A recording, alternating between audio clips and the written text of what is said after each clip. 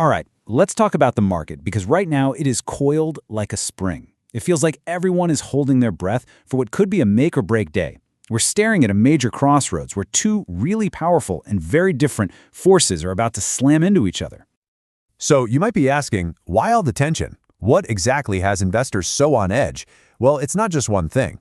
It's kind of like a perfect storm, where this internal market anxiety is meeting some serious external political pressure, and it's all about to come to a head. And that's really what we're going to dig into today. We're going to break down these two massive forces, one that's bubbling up from inside the tech world itself, and another one coming straight out of Washington, D.C. Let's start with those AI jitters. Okay, first up, the AI valuation question. You know, the whole artificial intelligence boom has powered so much of the market's recent wins. But now we're starting to see some serious nervousness, especially after a pretty shaky trading session this past Thursday. I mean, just look at these numbers from Thursday. We're not talking about small-time stocks here. These are the giants. Palantir, Nvidia, Amazon, all taking a pretty significant haircut. This really reflects a growing fear that maybe, just maybe, AI stock valuations have gotten way too stretched, way too fast. When the leaders of the pack stumble, you better believe the whole market pays attention. What all this volatility shows us is a market that's really fighting with itself. You've got this incredible hype on one side, this rocket ship that's just been sending AI stocks into the stratosphere, but on the other, there's this growing fear of a bubble about to pop. So this isn't a market moving in one clean direction. It's a massive tug-of-war between wild optimism and this deep anxiety about whether any of this is sustainable. And, in the middle of all this uncertainty, we're hearing the official story from the top.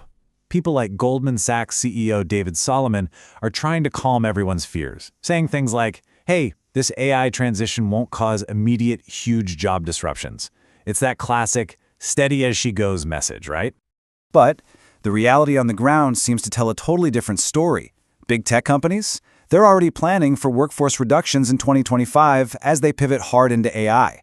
And this is creating a whole new set of problems, from the insane amount of energy these data centers need to huge debates over who's going to pay for all this new infrastructure. This AI pivot is, let's just say, far from smooth, and it's creating this layer of stress inside the market. So now, let's look at the pressure coming from the outside. And that brings us to the second massive force here, the government shutdown. This political standoff isn't just a headline on the news anymore. It's actually starting to have a real-world bite. 38. That's the number. 38 days. At this point, the shutdown is dragged on long enough that its effects are starting to ripple out from Washington and into the actual economy, creating some very real problems. And if you want a perfect example of what a real problem looks like, check this out. The FAA has actually had to order a 10% flight reduction at 40 of the country's busiest airports. Why?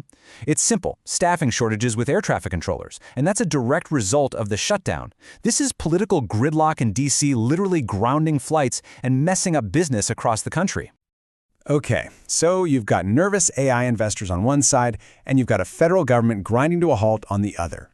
This brings us to Friday, the economic crossroads where a massive data report and a really critical vote could finally give the market some clear direction.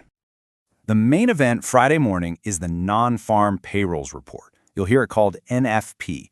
Think of it as the U.S. economy's monthly report card for jobs. It's one of the most important things the Federal Reserve looks at when they're thinking about interest rates. A strong or weak number here can pretty much single-handedly set the tone for the entire market. So here's the play-by-play for the day. At 8:30 a.m. Eastern, that huge jobs report drops.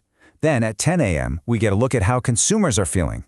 And then, sprinkled throughout the day, the Senate is going to hold that key vote on a resolution that could, at long last, end this 38-day government shutdown. So this is it. This sets up the ultimate showdown for the market. In one corner, you've got the cold, hard economic data from the jobs report. And in the other corner, you have the messy, unpredictable world of politics. The question every single investor is asking is, which force is going to win?